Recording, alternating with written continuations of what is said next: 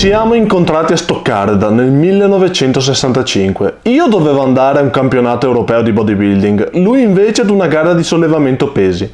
2 anni dopo ci ritroviamo ad allenarci nella stessa palestra a Monaco, ma nel 1967, quando vinsi il mio primo Mister Universo, rimasi stupito quando mi disse: Arnold, voglio fare la stessa cosa, anch'io voglio diventare Mister Universo. Molte persone in palestra risero, ma solo 3 anni dopo fu Franco a ridere per ultimo, mentre saliva sul posto del primo classificato. Questa vittoria gli costò molto, non tanto in termini di dieta e allenamento, quanto in ossessivo studio all'allenamento e all'alimentazione, dati gli sconsiderevoli svantaggi genetici che la sua struttura aveva. Franco è veramente una persona speciale, qualcuno che sono ben felice di poter chiamare un ottimo amico.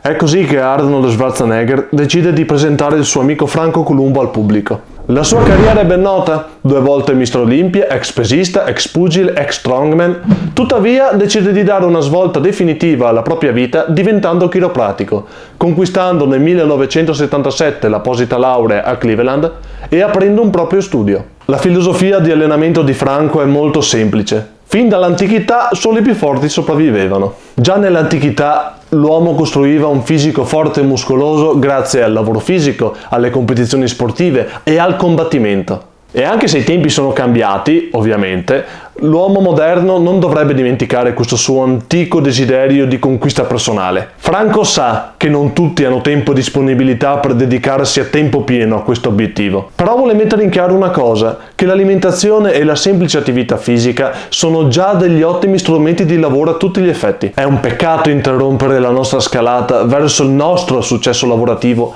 a causa di un malore che avremmo potuto evitare. Concludendo, si può definire la salute importante quanto un telefono, un computer per un uomo d'affari o un imprenditore. Franco Columbu inizia così la sua spiegazione proponendo un allenamento adatto a tutti, dai neofiti alle figure lavorative sempre in viaggio che hanno pochissimo tempo per allenarsi. L'allenamento si divide in 3 fasi: esercizi di riscaldamento, quindi esercizi mirati alla mobilità e al lavoro addominale, esercizi di resistenza, dove si userà il proprio peso corporeo per svolgere esercizi anaerobici, ma anche per svolgere delle attività aerobiche. Terzo, infine, sono gli esercizi con il sovraccarico, quindi l'allenamento con i pesi. Si farà prima la prima fase, poi la seconda fase, tenendo gli esercizi della prima fase come riscaldamento, e infine si passerà al lavoro con i pesi, mantenendo la seconda fase come lavoro di riscaldamento. Esclusi i primi 2 esercizi, composti da una sola serie per gamba, tutti i restanti saranno da svolgere con 3 serie e un range di colpi tra i 15 e i 20. Le ripetizioni andranno a diminuire nella seconda fase,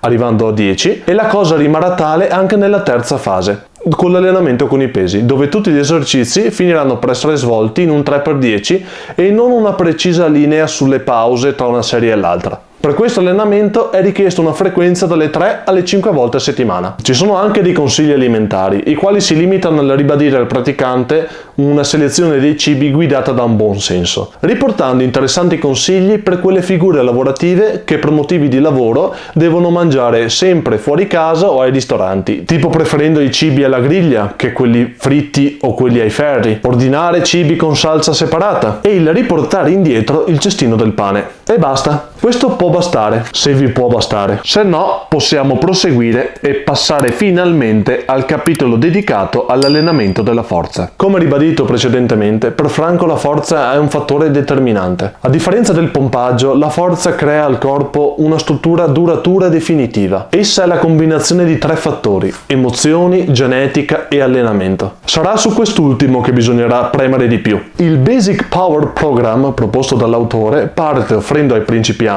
una scheda con degli esercizi tutti da svolgere in 4x12, 3 volte alla settimana, cercando nei mesi di aumentare le ripetizioni o il peso negli esercizi. Più avanti, il Basic Power Program, cercando di proporsi a un'utenza più esperta, propone un protocollo di allenamento specializzato in squat, panca e stacco, il quale dovrà essere introdotto nella propria attività di allenamento, una volta alla settimana. Columbu spiega questa tecnica prendendo se stesso come un esempio, iniziando dalla panca piana. L'esercizio inizia con un peso molto leggero, con cui Franco riesce a svolgere tranquillamente 20 ripetizioni.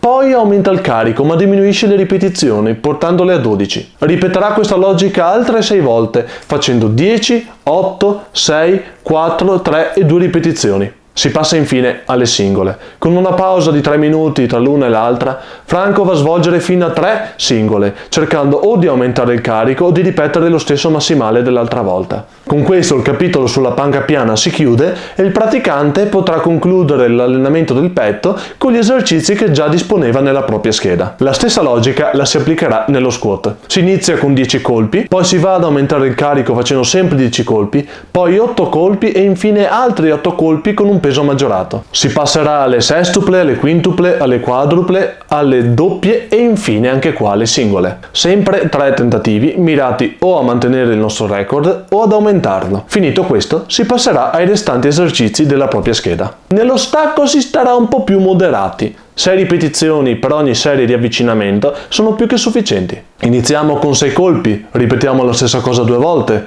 aumentando il carico in quelle 2 situazioni. Passiamo a una serie da 4 colpi, alle doppie un'altra doppia e infine anche qua si passa alle singole. Finito questo, si finisce l'allenamento di schiena facendo gli altri esercizi. È necessario ovviamente chiarire una cosa specificata dallo stesso Columbu nella propria opera. Questo esempio non è applicabile a tutti. Franco Columbu né chiede né pretende al lettore di fare lo stesso numero di serie di passaggio né di fare lo stesso aumento di carico in volta. Questa è una tecnica proposta. È necessario quindi autoregolarsi e soprattutto essere umili ed onesti con i carichi da utilizzare. Un allenamento per essere efficace deve avere un equilibrio. Quindi ascoltate la vostra mente, cercando comunque di non spaventarvi davanti al peso che tende ad aumentare piano piano. Creati una routine specifica e cerca di dormire, mangiare e allenarti adeguatamente. E con questo è veramente tutto. Franco Columbu vi augura il meglio. Un corpo forte, una mente sana e una vita lunga e felice.